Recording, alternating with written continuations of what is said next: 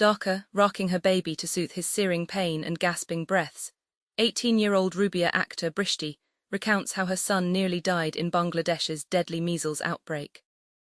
The boy had a high fever and found it hard to breathe, Brishti told AFP, mopping the fevered brow of 1-year-old Minhaz cradled in her arms. His whole body had rashes. Grand arrangements, tight security mark festivities in Nankana Sahib. Hassan Abdul more than 2,800 visas issued to Indian pilgrims. As over 8,000 Sikhs from across world are expected to take part in celebrations, warm welcome accorded to pilgrims at Wagah, as Kardapur corridor remains closed from Indian side. Lahore Toba Tek Singh. Around 2,238 Sikh pilgrims from India arrived on Friday to participate in Baisakhi festivities, as authorities rolled out elaborate arrangements and security measures for the annual religious event, officials said. Court issues notices to Interior Ministry and other respondents. UNHCR had recommended temporary stay for the Afghan family.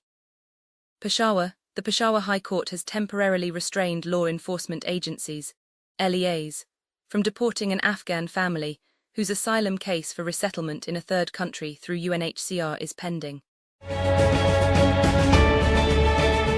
After 10 days, the 4 astronauts aboard the Orion spacecraft have returned to Earth, their mission around the Moon a success.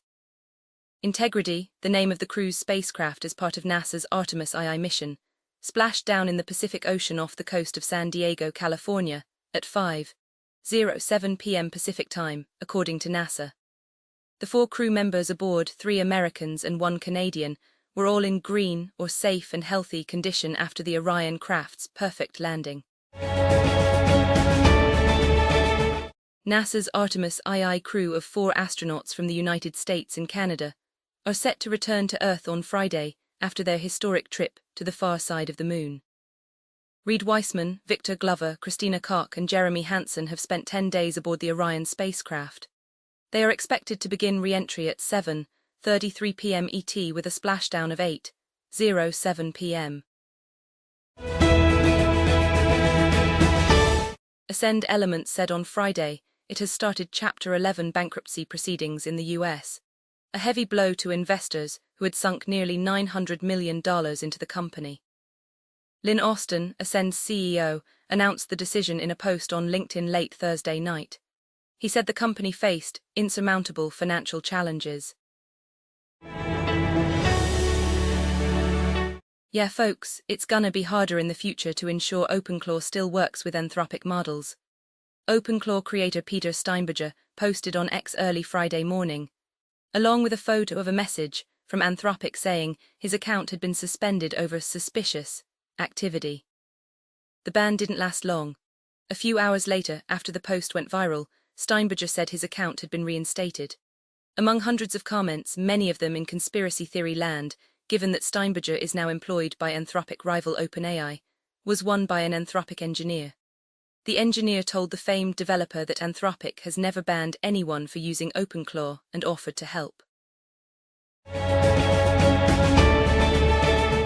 Prime Minister Shehbaz Sharif announced on Friday that the government was reducing the price of high-speed diesel, HSD, by Rs 135 per litre and that of petrol by Rs 12 per litre. He made the announcement in a televised address to the nation. Peshawar. The Peshawar High Court temporarily barred law enforcement agencies, LEAs, on Friday from repatriating an Afghan family whose asylum case for resettlement in a third country through the UN's refugee agency is pending. A bench comprising Justice Waqar Ahmed and Justice Farah Jamshed sought replies from the respondents, including the Federal Interior Ministry, on a petition filed by an ex-serviceman under the former Afghan government. Prime Minister Shehbaz Sharif emphasized Pakistan's strong commitment to expanding its cooperation with Saudi Arabia in all spheres, particularly in trade, investment and economic development, during a meeting with Saudi Finance Minister Mohammed bin Abdullah Al Jaddan, according to a statement issued by the PM's office, PMO. The statement said Jaddan, who was on a one-day visit to Islamabad, called on PM Shabazz at the PM house on Friday evening.